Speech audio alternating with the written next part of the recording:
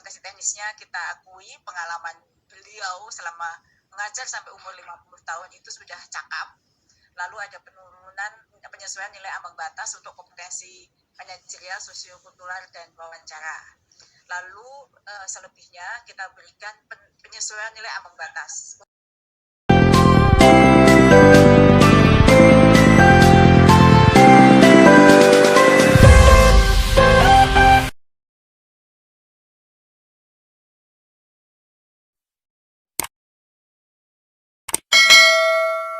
Boleh diceritakan ini pada seleksi pertama yang sudah dilaksanakan, lalu apa saja kendalanya Bu, dan bagaimana respon dari guru honorer yang mengikuti seleksi? Monggo Ibu, kami silakan. Terima kasih Mbak, para teman-teman wartawan dan juga peserta yang sudah bergabung di webinar ini. Jadi menjawab pertanyaan tadi, mungkin semuanya sudah melihat dinamika ya. Jadi pada saat itu kami ingin mengumumkan sesuai dengan jadwal yang sudah ditetapkan. Namun dari hasil yang sudah ada, yang sudah diperoleh itu jumlah kelulusan kalau kita lihat dari passing grade yang sudah ditetapkan oleh Kemenpan atau passing grade yang tertuang pada Permenpan sebelumnya itu jumlahnya tidak cukup banyak ya, tidak cukup banyak. Meskipun itu sebenarnya sesuai harapan guru-guru yang benar-benar sesuai dengan harapan.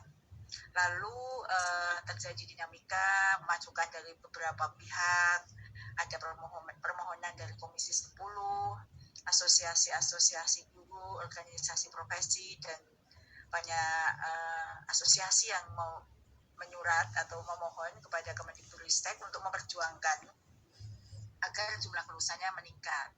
Lalu Mas Menteri beserta seluruh jajaran termasuk tentu yang lebih khusus di sini Dirjen GTK dan timnya mengusulkan tambahan kebijaksanaan terkait dengan guru-guru yang bisa lolos untuk ujian seleksi tahap 1.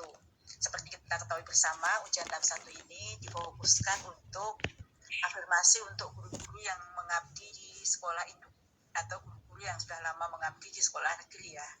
Lalu kami mengusulkan berbagai permohonan kebijakan tentu yang tidak merubah Permenpan RB nomor 28 tahun 2021 karena untuk merubah Permenpan termasuk tuntutan dari berbagai asosiasi terkait dengan afirmasi masa kerja itu dikelompokkan yang sudah 5 tahun, 5, 10, 10, 15 dan seterusnya itu tidak bisa kita akomodir karena itu harus merubah Permenpan.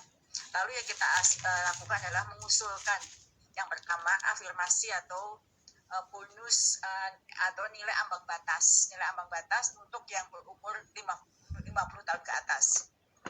Kebijakan untuk yang berumur 50 tahun ke atas itu nilai kompetensi teknisnya kita akui, pengalaman beliau selama mengajar sampai umur 50 tahun itu sudah cakap. Lalu ada penurunan penyesuaian nilai ambang batas untuk kompetensi manajerial, sosiokultural, dan wawancara.